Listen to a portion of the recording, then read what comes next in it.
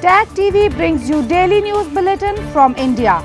Breaking news and views from India.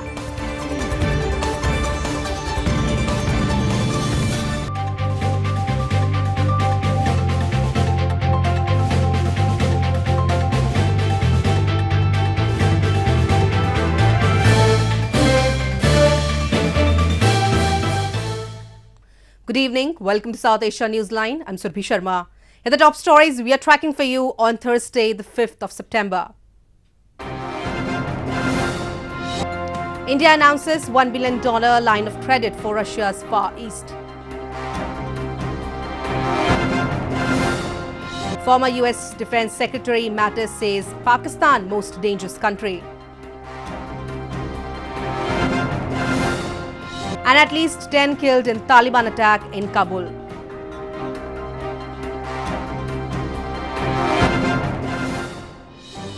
And now for all the details. Indian Prime Minister Narendra Modi addressed the plenary session of the 5th Eastern Economic Forum in Russia on Thursday.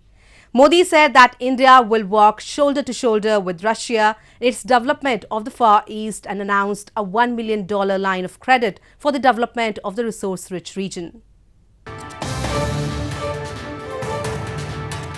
Indian Prime Minister Narendra Modi said on Thursday that India would offer Russia $1 billion credit line to help develop Russia's Far East region.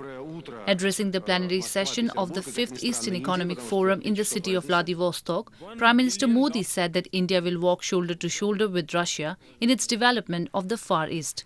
The Prime Minister, in presence of Russian President Vladimir Putin, also unveiled the Act Far East policy to boost India's engagement with Russia's Far East region.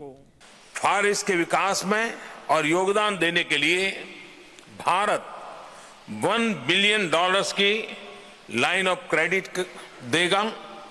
यह पहला मौका है कि हम किसी देश के क्षेत्र विशेष को लाइन ऑफ क्रेडिट दे रहे हैं। मेरी सरकार की एक्ट ईस्ट पॉलिसी ने ईस्ट एशिया को एक्टिवली engage किया है। Prime Minister Modi earlier met his Malaysian and Japanese counterparts and held bilateral talks with them on the sidelines of the forum.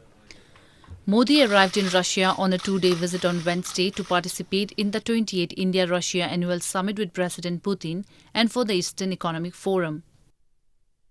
India, under the new anti-terror law, designated Lashkar-e-Taiba founder Hafiz Saeed and 3 others as terrorists. Backing India, the US has said the move has expanded possibilities of cooperation between the two countries in fighting terrorism. The US has backed India on its move to declare Lashkar-e-Taiba founder Hafiz Saeed and 3 others individual terrorists under the new anti-terror law, saying the move has expanded possibilities of cooperation between the two countries in fighting terrorism. The Acting Assistant Secretary for South and Central Asia on Thursday tweeted, "We stand with India and commend it for utilizing new legal authorities to designate 4 notorious terrorists."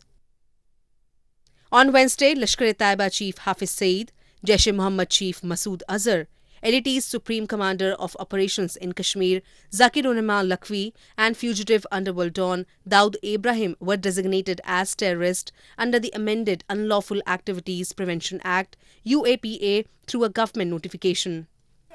India says that Azhar was behind several terrorist incidents in India, including the 2001 attack on the parliament. Saeed was also the mastermind of the 2008 Mumbai attacks that killed more than 160 people. These decisions have been taken nearly a month after the Indian Parliament approved a crucial amendment to the Unlawful Activities Prevention Amendment Act 1967. The amendment to the Act allows the Indian government to designate individuals as terrorists. Former US Defense Secretary James Mattis has said he considers Pakistan as the most dangerous country he dealt with in his career. In his autobiography released this week, he cited the reasons to be the level of radicalization of Pakistan society and its nuclear weapons. Former US Defense Secretary James Mattis has called Pakistan the most dangerous country he had to deal with. 68-year-old military veteran Mattis made these comments in his latest book titled Call Sign Chaos: Learning to Lead. He has written in his autobiography, which was released on Tuesday, that of all the countries I have dealt with, I consider Pakistan to be the most dangerous because of the radicalization of its society and the availability of nuclear weapons. He said we can't have the fastest growing nuclear arsenal in the world falling into the hands of the terrorists breeding in their midst. The result would be disastrous. Mattis also framed US-Pakistan relations as a continuing narrative afflicted by differences and distrust. He writes, "We could manage our problems with Pakistan, but our divisions were too deep and trust too shallow to resolve them. And that is the state of our relationship to this day." In news from Afghanistan, at least 10 people were killed and more than 40 wounded in a suicide blast on Wednesday near the headquarters of Afghanistan's NATO force and the US Embassy in Kabul. The Taliban claimed responsibility for the attack. A suicide blast in the center of Kabul killed at least 10 people and wounded more than 40 on Thursday, destroying cars and shops in an area near the headquarters of Afghanistan's NATO force and the US Embassy, officials said. Taliban claimed responsibility for the attack even as the insurgents and US officials have been negotiating a deal on a US troop withdrawal in exchange for Taliban security guarantees. Witnesses said the suicide bomber blew himself up as hundreds of people were standing or crossing the road.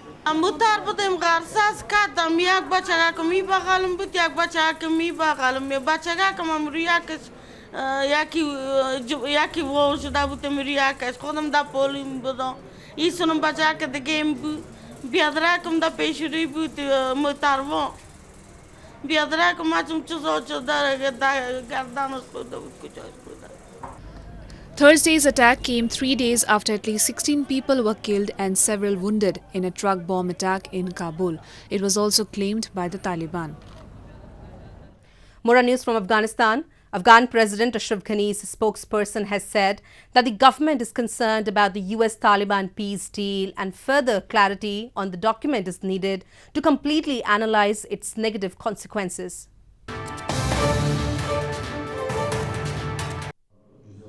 The Afghan government has concerns about the draft peace agreement reached between US and the Taliban negotiators and wants further clarification, President Ashraf Ghani's main spokesperson, Sadiq Siddiqui, said on Wednesday.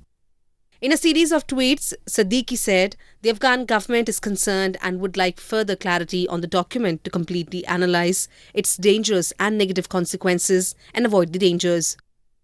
The deal, intended to open the way for intra-Afghan talks, was presented to President Ashraf Ghani this week by Zalmay Khalilzad, the special US envoy for peace in Afghanistan. It would see around 5,000 US troops withdrawn and 5 bases closed in exchange for guarantees that Afghanistan would not be used as a base for militant attacks on America. However, there have been no let-up in violence so far, with the Taliban stepping up attacks in the capital Kabul and provincial centres across the country. In recent days, large groups of insurgent fighters have attacked the northern cities of Kunduz and Pule Khumri. In news from Bangladesh, Rohingya refugees sheltered in Bangladesh have expressed their concern over the decision to block mobile data services for them due to security concerns in the country. The decision was announced this week amid a spike in violent crimes near the refugee camps.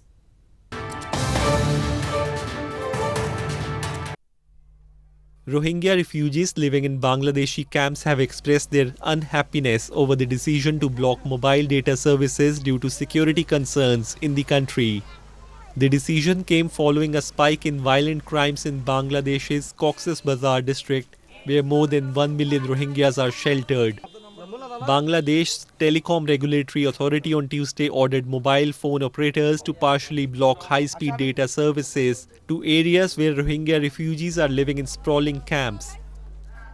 12 lakh Rohingya আছে যেড়ে তো এড়ে হদুন পুরা মুরা সন্ত্রাসী আছে তো ইতার আল্লাহ বলি হয় আরা যদি মোবাইল যদি বন্ধ করে ফেলতে হতে গেলে আরা তো চলতে হইতে আরা তো বেশি কষ্ট হইব বেশি দুঃখ পাইও বেশি সমস্যা আছে বলে আমার তো সমস্যা বলতে আমার যোগাযোগ করে না পারিব আর ভাই আত্মীয় স্বজন আছে ভাই আনলে যোগাযোগ করে না পারিব ইয়ার পরে বিদেশ আছে ওই যে বাইরে আছে বিদেশের মাঝে সৌদি আরব আছে দুবাই আছে তাই যদি বিদেশের মাঝে যোগাযোগ করি না ফেললে এবার তারা খবর পাত্র এটারা খবর পাত্র ফাইম কেঙ্গুরি তো আর হামদ যাই বাদিও হামদ গিলে যদি মোবাইলে যদি যোগাযোগ করি না ফেললে তারা খবর পাত্র ফাইম কেঙ্গুরি আল্লাহ আর মোবাইল যদি সিম যদি বন্ধ করলে আর দুই সমস্যা হবে। Over 730,000 Rohingyas fled Myanmar for Bangladesh after a military crackdown in August 2017 that the United Nations has said was perpetrated with genocidal intent. Myanmar has denied almost all the allegations. In news from Nepal, animal rights activists staged a protest in Kathmandu on Wednesday against the recent incidents of brutality against cows and stray dogs. They held placards and chanted slogans against animal cruelty.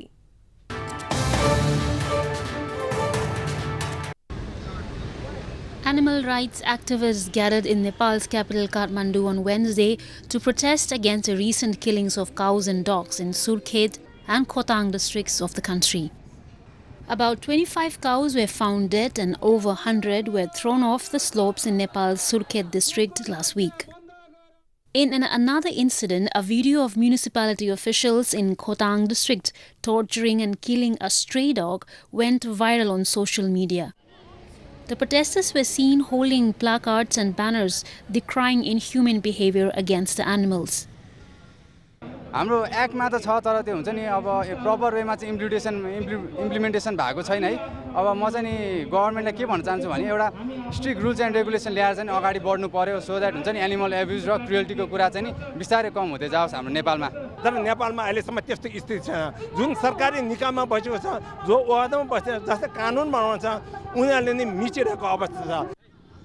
Activists at the protest also outlined the grave condition of animal rights in Nepal, claiming that the government itself is violating the provisions.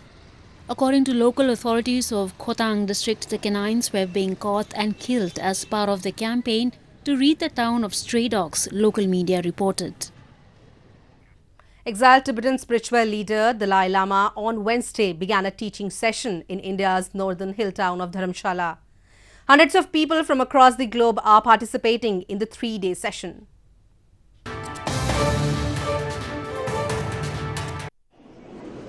Hundreds of people, including monks, nuns and followers from across the globe, gathered in India's northern hill town of Dharamshala on Wednesday to take part in the teaching session of Tibetan spiritual leader Dalai Lama. Dalai Lama spoke about the 4 noble truths, their 16 characteristics and 37 factors of enlightenment during the teaching session. The event was organized on the request of a group of Asian followers. His Holiness is the embodiment of compassion and wisdom, and so it's really wonderful to be here for everybody, I think. This is an international Sangha, and Dalai Lama is the most important person on this planet right now to me, and I think to all the devotees also. Exiled Tibetan spiritual leader Dalai Lama has lived in India since fleeing a failed uprising against Chinese rule of his homeland in 1959. A government of exiled Tibetans and tens and thousands of refugees are also based in Dharamsala in India's northern Himachal Pradesh province. Well, that's the way it was in South Asia this evening. Before we conclude, the top stories once again. India announces $1 billion line of credit for Russia's Far East. Former US Defense Secretary Mattis says Pakistan most dangerous country. And at least 10 killed in Taliban attack in Kabul.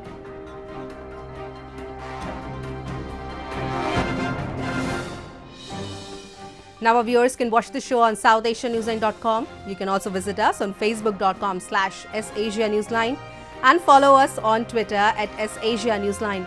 That's all in tonight's edition. We will see you same time tomorrow. Good night.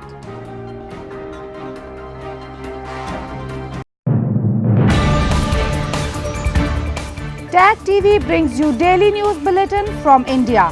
Breaking news and views from India.